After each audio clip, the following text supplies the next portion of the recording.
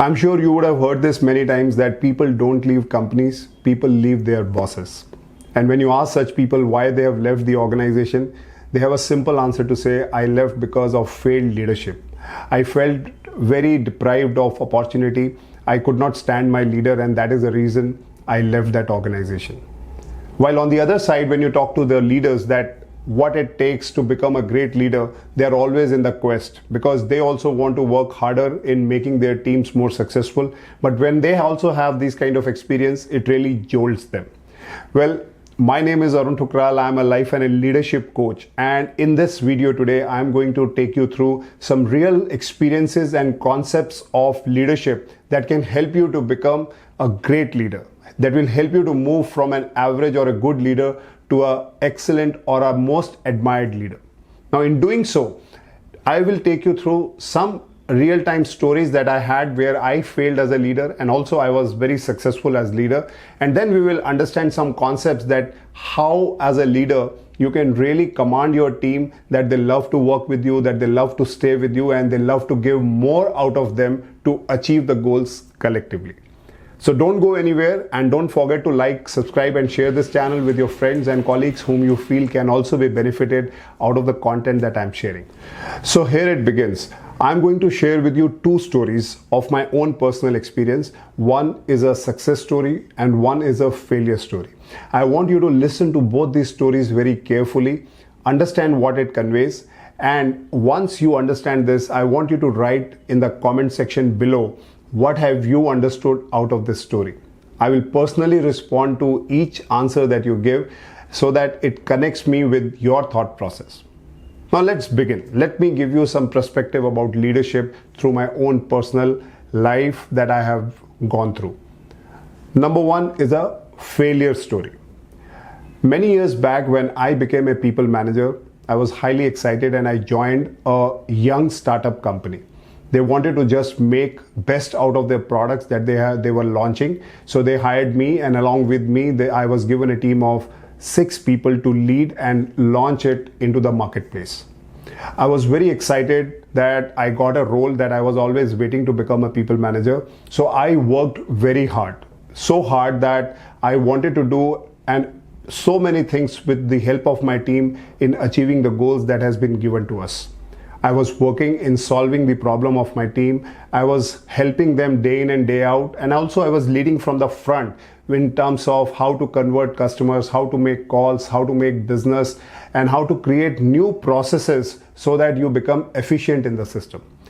Not only that, I gave all my time in ensuring that the results are up to the mark and we achieve what we have been given to.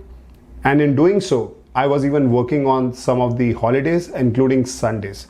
So you can imagine that I gave everything to ensure that this new role not only becomes successful, but my team also achieves what they are here for. And ultimately, as an organization, this new startup also gets the success. So we all started, it all was going fine. People were working hard day in and day out. We were meeting customers. We were doing a lot of things to ensure that we achieve the desired results. And 6 months passed. We looked at the results. They were not up to the mark. They were not up to the expectation. And during our reviews meetings, we were told that our team is not doing that great. And I was thinking, that I'm giving so much of time, so much of effort, and still the results were not coming. And I started to work more harder. I mean, that was the thing that I could think of, including I spoke to my boss, I spoke to other people who I thought that they would guide me. So I went all out to ensure that it becomes successful. And let me tell you, by the end of the 12th month, that means after the end of the year, 2 of my teammates had already left.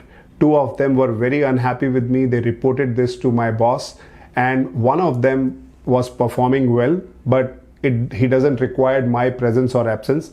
And one was poor performer whom I wanted him to take from the job. And eventually it was an utter failure of me as a people manager entering into that scene. Now I will take you to the second story. Now this is a success story.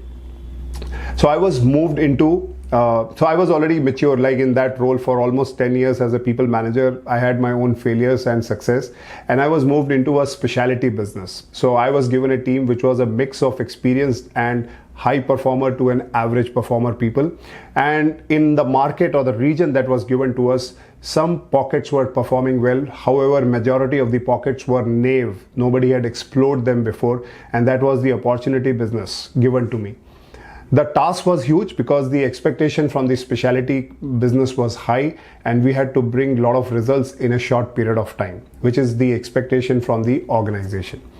Now this time, instead of running after my people, working very hard, I decided to change the course. I decided that what I will be doing is I will be spending time with my people. I will be understanding what are their strengths, what are their areas of improvement, and work towards it. I will be also helping them out in taking certain decisions so that we can move faster and do and get a better progress on some of the important business opportunities that were around us. Not only that, I also took a personal assignment on myself that how I can explore some new business from the untapped market, and that's where, you know, whatever expectation I was setting up for my team, I also set it up for myself. And do you know what was the change? The change was that instead of me running towards my team was coming back to me with their success stories, with their challenges, and how they are overcoming those challenges on their own.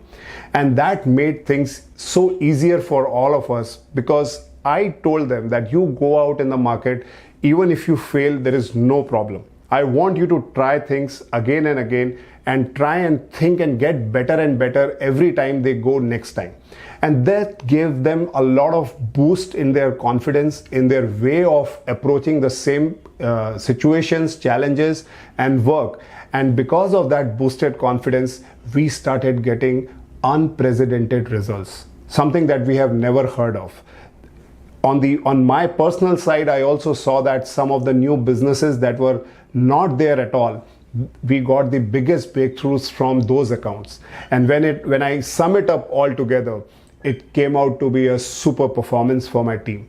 That was a team that I had, which was one of the most successful teams I have ever led, because everybody performed. Everybody was above 100% and they earned incentives never before in their life.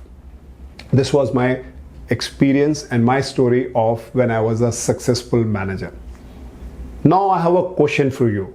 You have to tell me, what is your experience? What is your learning out of the two experiences? Please write down below in the comment section.